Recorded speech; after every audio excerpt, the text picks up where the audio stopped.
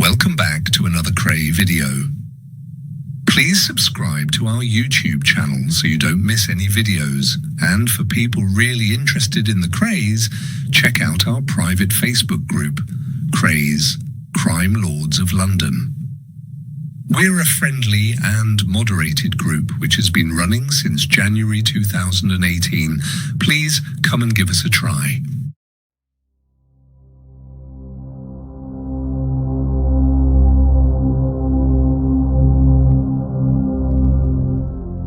Welcome back. We continue my story of my time with the Krays. They were crazy days. My name is Albert Donoghue. I was chief growler and rent collector for Ronnie and Reggie right up to 1968, when we were all arrested by Nipper Reed and his Scotland Yard team.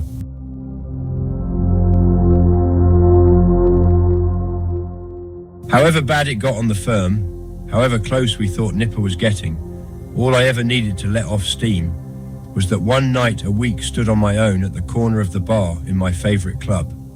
So despite everything, even the memory of Frank Mitchell's murder, I was coping pretty well. Maybe what few sensitivities I had left after half a lifetime of crime had been destroyed in 3 years with the twins. One thing was certain. I was coping far better than they were.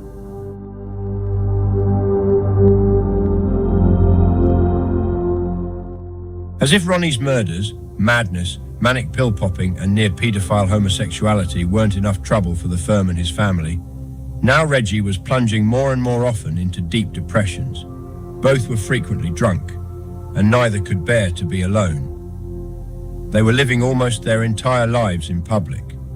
They were always with other people. They never simply went home at night.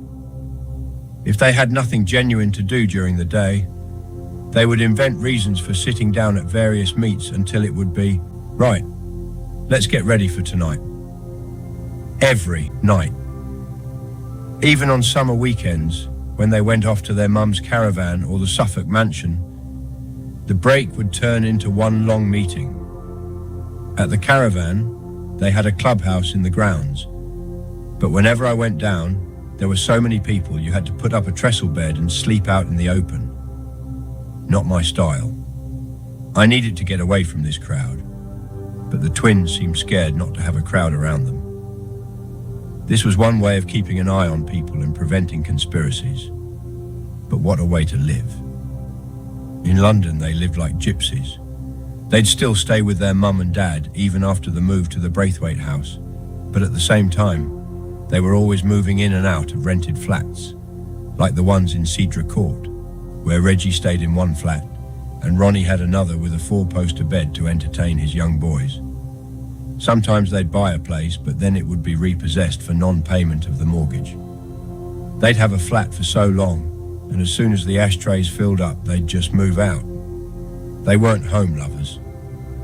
What they were by now was 2 guys desperate never to go on trial again, which is why they went to such trouble to make sure nobody would give evidence against them.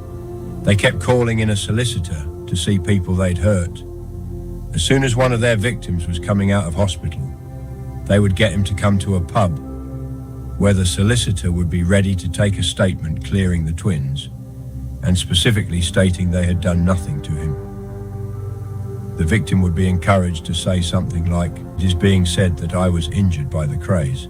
Since I came out of hospital, I have heard this story, but I'm making this statement of my own accord to deny that." He might write and sign this in the pub, or he might be taken straight to an office. Some victims were paid for signing these statements. Not a lot, but enough to persuade them it was better than giving evidence against the twins. Sometimes people were still lying in hospital with police hovering around threatening to nick them, when an ambassador from the twins would sneak in and say, "We'll give you a nice few quid if you leave the other 2 out." Then, if the police later persuaded him to testify against them, they could produce this statement in court and destroy him. A jury might be keen to believe the Krays had done this guy, but any good brief could pop up with this statement, made soon after the incident, and throw enough doubt on the case to get it thrown out.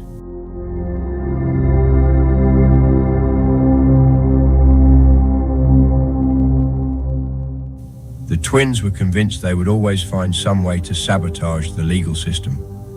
Once Reggie got nicked for a motoring offence. 2 cops and several impartial witnesses had seen him going the wrong way down a one-way street.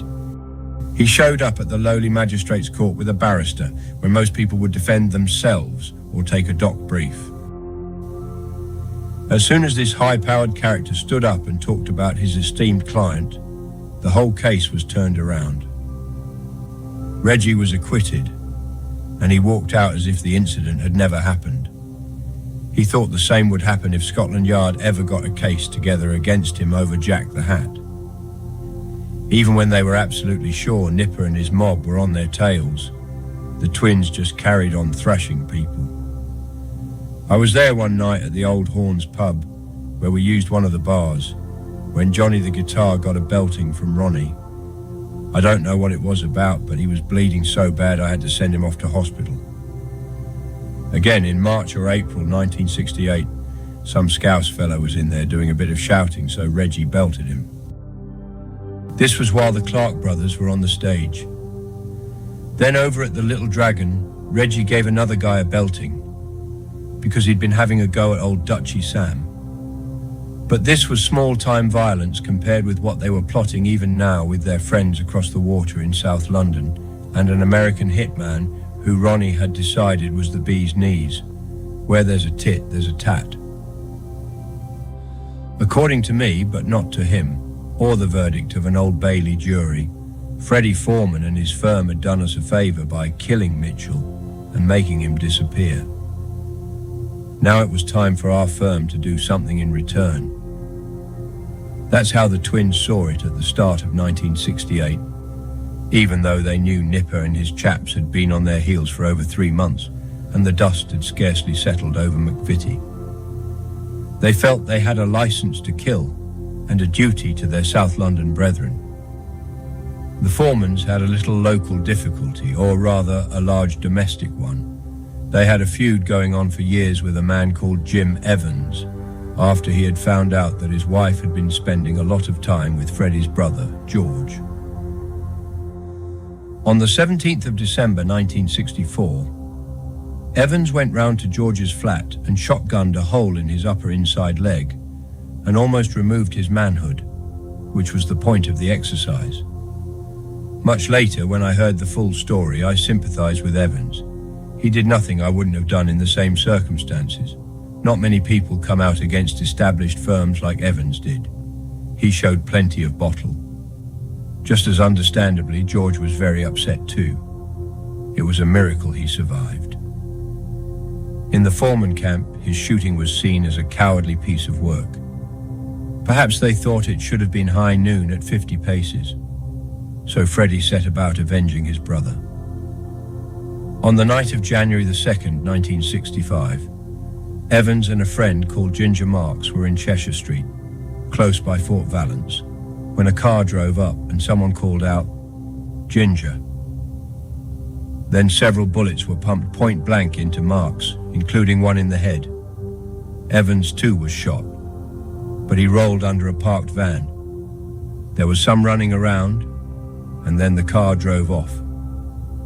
When Evans crept out, Marks had disappeared. Everything was gone, except his smashed glasses and a cartridge case. The only explanation was that the assassins had picked up Marks's body and slung him in the car before they drove off. This was almost 2 years before Mitchell disappeared in similar style, but Foreman and company have always denied killing Marks, just as they denied killing Mitchell. 10 years later, this murder was the subject of another failed prosecution, and who should be on trial but Freddie Foreman, Alfie Gerard and Jerry Callahan, the same 3 guys I say did Mitchell.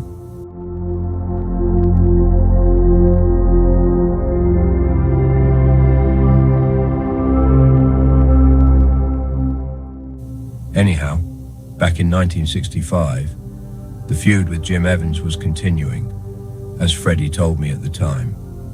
He said that once he'd sat up all night with his rifle on the roof of a factory opposite a house where Evans was living, but Evans did not show up. It was daylight before Fred gave up. This showed a dedication lacking in almost every other villain I knew. Most people would say, "Oh, he's not here. Let's go round the corner and have a light ale." But Fred had a determination that was unique in my experience. After Mitchell's murder, Ronnie and Reggie met Freddie more often in his pub or in our East End joints or in various West End clubs. I was at several of these meetings when Jim Evans was discussed, and the twins offered to do him on our territory as a return favour for Mitchell, saying it was easy. Doing it was the hard bit, as we footsloggers on the firm soon found out. We discovered that Evans had an unpredictable trick of dropping completely out of sight. Suddenly, he'd be nowhere. Then we'd get news he was moving around the East End again. Anytime there was a sighting, the twins would send one of us over to report to Foreman. Then we heard the rumour, probably untrue, but we believed it, that the police had given Evans an unofficial licence to carry a shooter.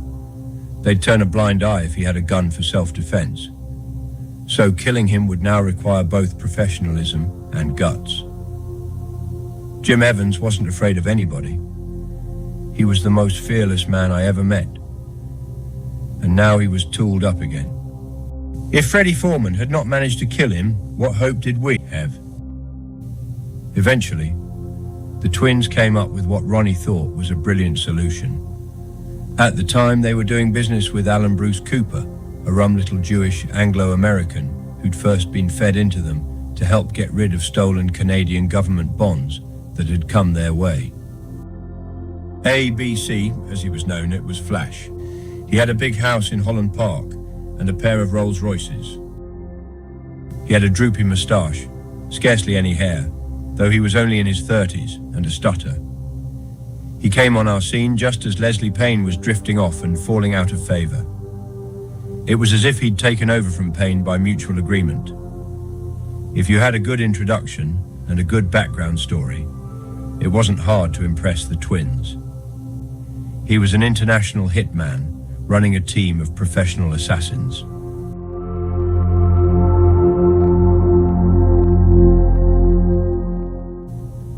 Ronnie was besotted with Cooper, though not sexually as far as I know. The more extraordinary and ridiculous his schemes, the more Ronnie believed in him. He was forever praising Cooper, who struck me from the start as a fool, a con man, or a police plant. Now his bluff was called. Ronnie gave him the contract to kill Jim Evans. This would kill two birds with one stone. It would test Cooper's hit squad capabilities and return the favour owed to Freddie Foreman. Cooper's men were supposed to be getting $1,000 for doing Evans, the same as I'd handed Foreman for doing Mitchell, which of course Foreman denies. But Foreman would not be asked to pay a penny. The twins would bear the entire cost, because Ronnie wanted to see if Cooper was capable of doing several other killings on his hit list. At the time, Evans was going up at the Old Bailey for grievous bodily harm, but halfway through the trial, he was given bail. So instead of coming up from Brixton heavily guarded, he would have to go in and out of the Bailey's main entrance every day without any protection. At last, we knew exactly where he'd be and when. When all this was explained to Cooper, he said killing Evans would be as easy as pie and came up with his scheme. He said he had a man who had won a medal in the war for assassination, who was just the guy to do Evans. Cooper then produced a briefcase with a trigger concealed in the handle. When this was squeezed, a hypodermic syringe would spring out from the case and could be thrust into the leg of the victim. Pricked with the needle, the victim would have a heart attack in 2 minutes because the syringe would be squirting cyanide into the victim's leg. The guy would scarcely have had time to do or say anything before he'd be keeling over and collapsing. This idea captivated Ronnie, who said it would be fine, as he still wanted to vary the pattern of killing from the usual shootings. That's why he'd bought us those silly little axes to kill George Cornell's brother Eddie. Also, it would be dead easy to stick the needle in at the Old Bailey because there were always a lot of people standing around. Normally you don't want people around when you're trying to kill someone, but this was different.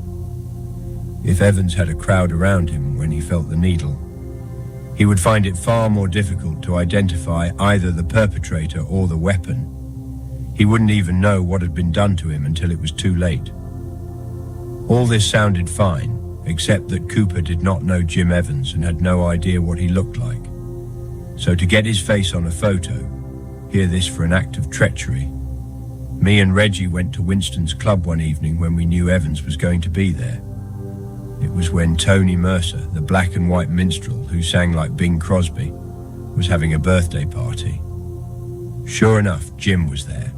So we got a picture taken showing Jim Evans alongside me, Reggie Kray, and an MP called Rita Harris, all chums together. This photo not only gave us Evans's face so the hitman could identify him, but it would also come in handy if the police moved against us after Evans died, because it would show we were such good friends with him.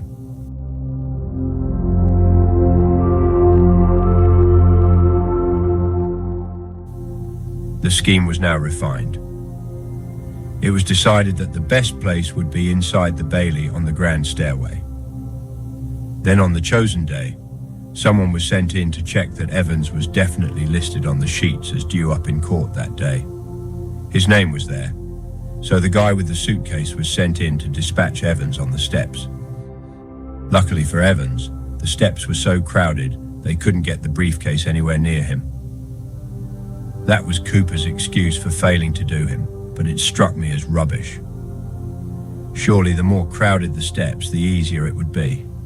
If there'd been a few people around Evans, there would be no excuse for bumping into him, whereas in a real crowd, you could do anything. I don't think Cooper or his man seriously tried to do Evans. At the time, I doubted if they'd even gone to the Old Bailey. Either way, Cooper had his excuse for calling off the attempt, and the gullible twins believed him. They even believed his story about his second failure when Evans was visiting Winston's nightclub again, and should have been an easy target. If at first you don't succeed, try and try again.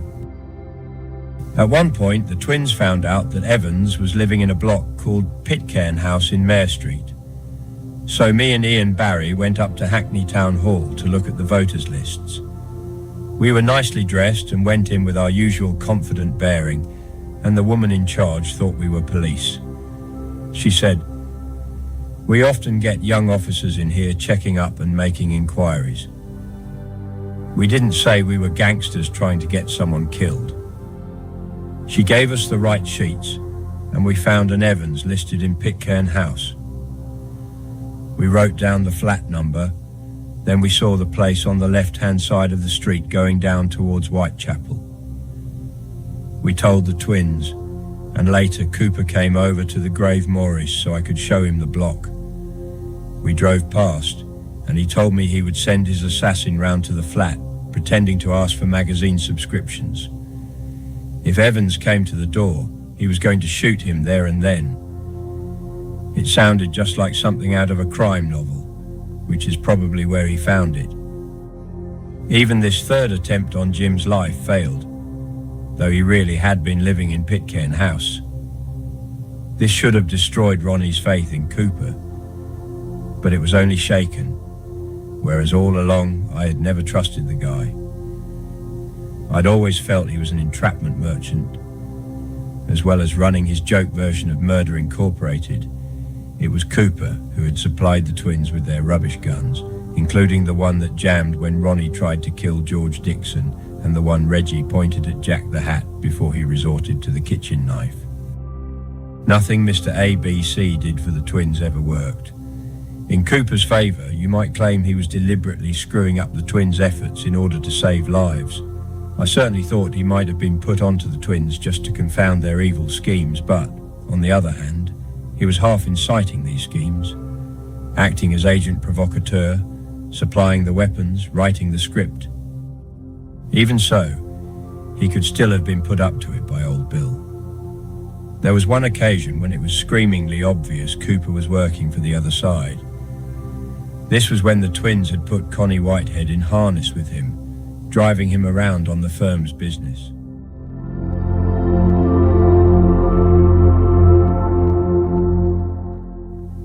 One day, Connie bought a gun off him. As he was coming back from Cooper's office to the East End, he stopped and went into a bank on normal business, without any intention of doing an armed robbery. Then, out of the blue, he got stopped by police. They searched his car, but he managed to dump the gun when they allowed him to take a pee, or so he said. Now, if Connie was telling the truth, that must have been some dopey copper. Anyhow, they did find a bullet on him, which he'd said was something he'd found and kept as a memento. But why did they stop and search him? I'm sure he'd been shot by Cooper. Another thing proved to me that ABC had to be an informer to somebody. That was the funny business of how various Scotland Yard documents kept coming into the twins' hands. These were top-secret crime-fighting papers concerning the Krays themselves. Ronnie and Reggie were very impressed when Cooper claimed he was getting them direct from someone he called the prosecutor's daughter. Cooper said she could get in and out of her father's office, and that's how she was lifting these monthly memos of meetings between top-ranking cops. I saw 2 or 3 of these sheets. One had 4 or 5 signatures on the bottom. Superintendent Harry Mooney's was one, but he had nothing to do with the leak. They weren't originals, only black and white copies, so they could have been fabricated by Cooper. If so, it's very peculiar how everything on them later turned out to be true. Reggie really believed the documents were coming through this prosecutor's daughter, but surely she would have known Cooper would be handing them to the twins. Otherwise, why should she be giving them to him at all? It must have been a deliberate setup to appease the twins and keep them sweet to him. The papers were certainly one reason why they stood for him for so long. But to me, the whole story was baloney. I don't think there ever was a prosecutor's daughter. It was all disinformation from Cooper. Sometimes I'd use Reggie as a sounding board to express doubts about Cooper. I would wait until the subject came up. Then I'd say, I'm not so sure about Cooper. Everything he's supposed to do, it doesn't happen. I said just enough to plant the seed, not enough to show too much interest. Then Reggie would have his own words with Ronnie and throw my words in as well. Eventually, this had some effect because the twins finally set about doing some belated investigation into the guy. They found out he was a deserter from the Canadian Army, but as they had a dreadful record during their own national service, that would have been no discredit to him in their eyes. Later it was said he had worked with British intelligence and with the FBI, which was what I strongly suspected. When I heard how Cooper took Ronnie and Dickie Morgan along to the American embassy to get visas for their long-awaited trip to New York with him to meet the mafia, even I knew about the moral turpitude law, which meant you couldn't get a visa to enter America if you had a criminal record, and which British criminals at liberty in 1968 displayed more moral turpitude than the Kray firm. None, surely.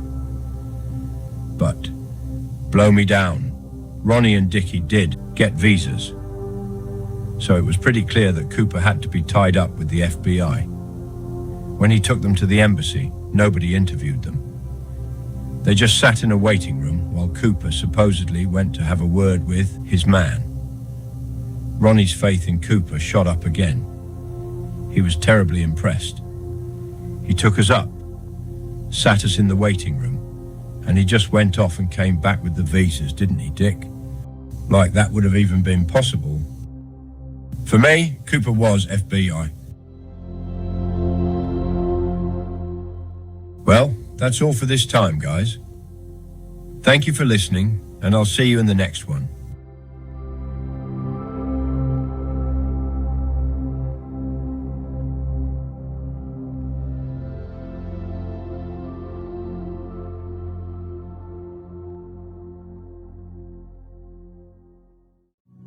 Thank you for watching. If you enjoyed the video, please join our Facebook group. It's called Krays Crime Lords of London. We're a friendly moderated group with over 1,000 Kray and other celebrated gangsters. list of videos available for view. There's also thousands of images in the photos sections. The link for the group is in the YouTube description section.